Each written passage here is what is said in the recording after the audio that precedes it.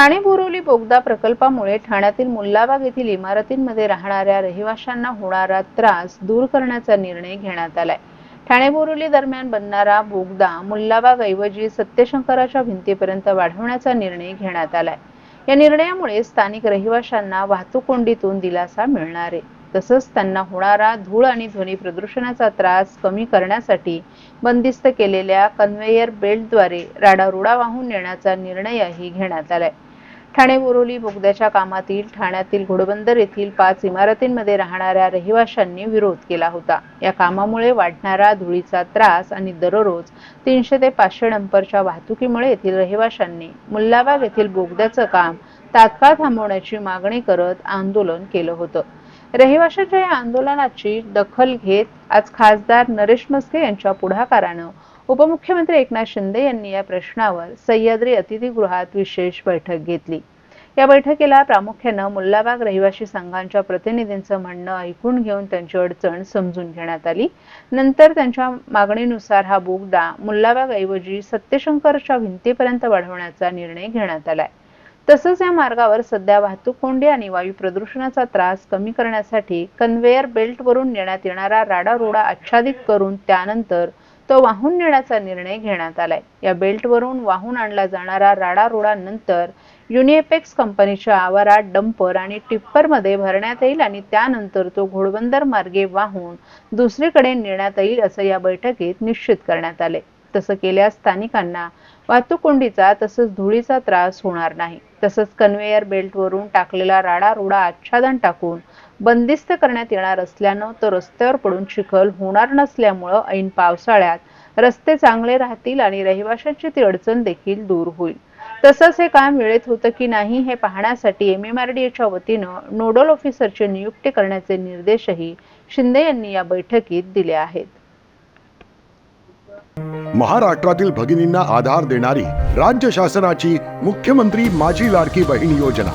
या योजनेअंतर्गत अल्प उत्पन्न गटातील 21 ते 65 वयोगटाच्या भगिनींना मिळणार दरमहा 1500 रुपयांची मदत। अर्ज करण्यासाठी 31 ऑगस्ट 2024 पर्यंत मुदतवाढ।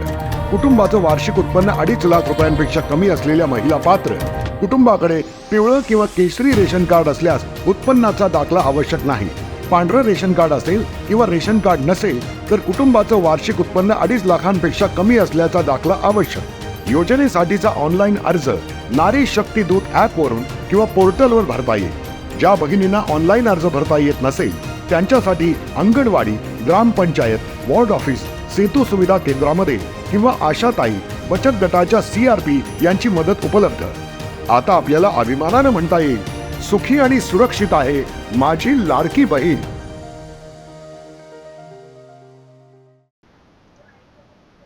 शालेय शिक्षण मंत्री दादा भुसे यांनी ठाण्यातील दौऱ्यात जिल्हा परिषद शाळांसाठी एक महत्त्वाची घोषणा केली आहे। ज्या पालकांनी आपल्या पाल्यांना जिल्हा परिषद शाळांमध्ये प्रवेश दिलाय त्यांना घरफळा आणि पाणीपट्टीमध्ये सवलत देण्यात येणार आहे, असंही त्यांनी सांगितलं। या निर्णयाला सकारात्मक प्रतिसाद मिळत असून अनेक पालक सरकारी शाळा निवडत आहेत। आमच्याकडे गुणवत्तापूर्ण शिक्षक आहेत आणि यंदा 25% पटसंख्या वाढेल असंही त्यांनी सांगितलं। येत्या 16 जून पासून शाळा सुरू होत असून मुख्यमंत्री, उपमुख्यमंत्री, मंत्री आणि अधिकारी मुलांच्या स्वागतासाठी उपस्थित राहणार आहेत।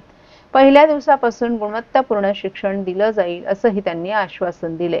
दादा भुसे यांनी पालकांना आवाहन करताना UPSC आणि MPSC परीक्षांमध्ये यशस्वी झालेले 50% जास्त विद्यार्थी हे शासकीय शाळांतील आहेत, त्यामुळे सरकारी शिक्षण व्यवस्था सक्षम आहे त्यावर विश्वास ठेवा असंही त्यांनी सांगितलं। विद्यार्थ्यांसाठी शिष्यवृत्ती परीक्षांचं आयोजन तसंच आरोग्य तपासणी मोहीम मोठ्या प्रमाणावर राबवली जाणार आहे अशी त्यांनी माहिती यावेळी दिली।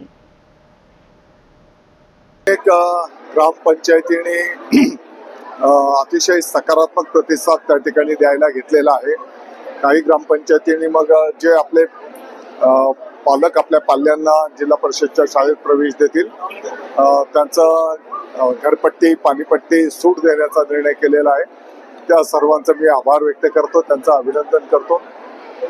आपण जर बघितलं असेल तर शासनाच्या वतीने अनेक चांगल्या योजना शालेय शिक्षण विभाग, राज्य आणि केंद्र सरकारच्या माध्यमातून राबवले जातात। त्याची प्रसिद्धी आम्ही त्या ठिकाणी करतो आहोत आणि अनेक गुणवत्तापूर्ण आमचे शिक्षक बंधू भगिनी पण आहेत जे समर्पित पद्धतीने त्या ठिकाणी ज्ञानदानाचं पवित्र कार्य संपन्न करतात। येणाऱ्या वर्षामध्ये आपल्याला दिसून येईल की 25% त्या ठिकाणी पटसंख्या वाढलेली असेल। नवीन अनेक उपक्रम कार्यक्रम आखण्यात आलेले आहेत। आपण जर बघितलं तर येणाऱ्या 16 जूनला जेव्हा शाळा सुरू होणार आहे तर शाळेच्या विद्यार्थ्यांच्या स्वागतासाठी पहिल्याच दिवशी माननीय मुख्यमंत्री महोदय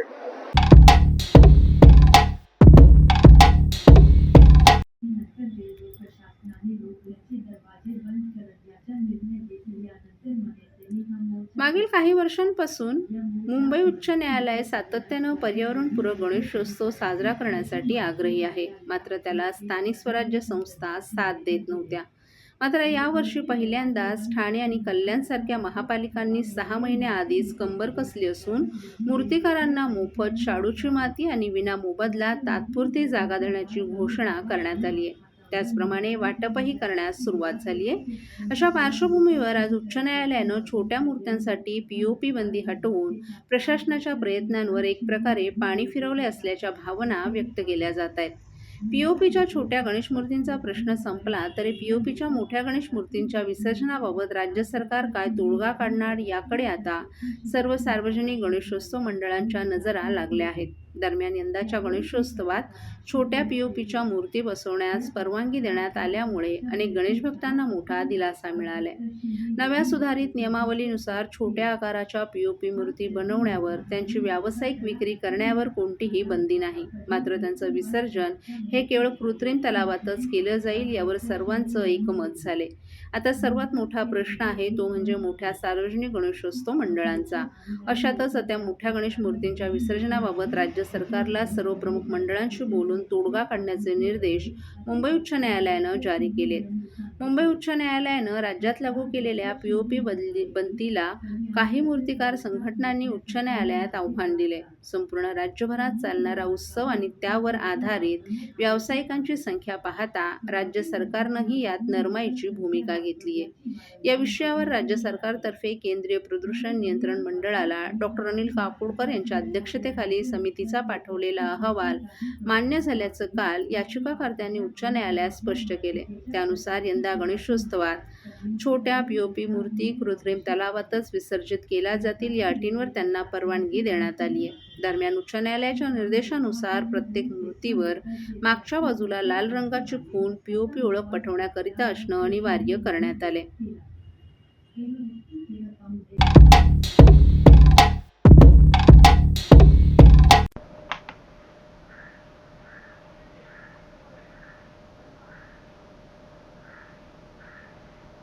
AI तंत्रज्ञानावर आधारित एकात्मिक सुरक्षा प्रणाली असलेल्या स्मार्ट बसेस लवकरच एसटीच्या ताफ्यात दाखल होतील असा विश्वास परिवहन मंत्री आणि एसटी महामंडळाचे अध्यक्ष प्रताप सरनाईक यांनी व्यक्त केलाय।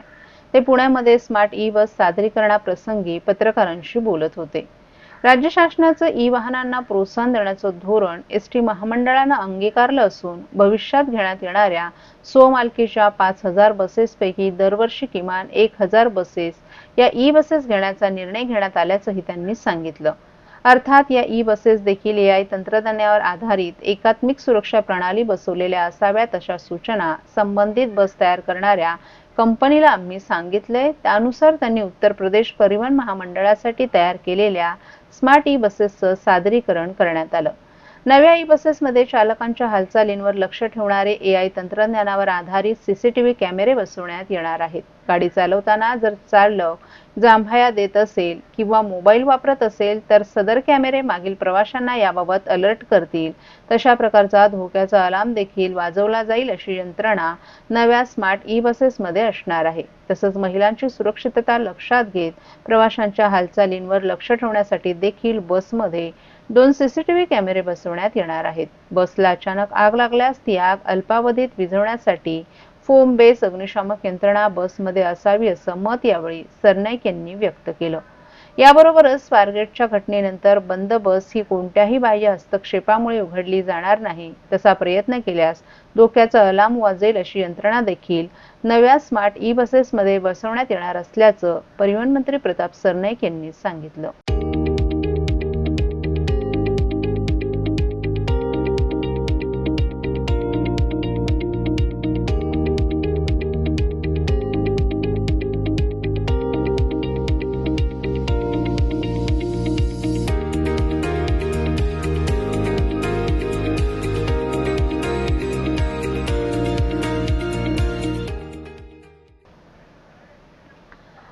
ठाणे महापालिकेचा मुख्य वैद्यकीय अधिकारी पदाचा अतिरिक्त पदभार फुफ्फुस रोगतज्ञ डॉक्टर प्रसाद पाटील यांच्याकडे सोपवण्यात आलाय. त्यांनी सोमवारी हा पदभार स्वीकारला. डॉक्टर चेतना नितिल के या मुंबई महापालिकेतून प्रतिनियुक्तीवर ठाणे महापालिकेत आल्या होत्या. सेवानिवृत्तीच्या 6 ते 3 महिने आधी त्यांनी मूळ आस्थापनेवर हजर राहणं बंधनकारक असतं. 3 महिन्यांनी सेवानिवृत्त होणार असल्यामुळे त्यांनी ठाणे महापालिकेच्या मुख्य वैद्यकीय अधिकारी पदाचा पदभार सोडून मूळ सेवेत पुन्हा रुजू झाल्या. त्यामुळे मुख्य वैद्यकीय अधिकारी हे पद रिक्त झालं होतं. या पदाचा अतिरिक्त कार्यभार ठाणे महापालिका आयुक्त सौरभ राव यांनी फुफ्फुस रोगतज्ञ डॉक्टर प्रसाद पाटील यांच्याकडे दिला.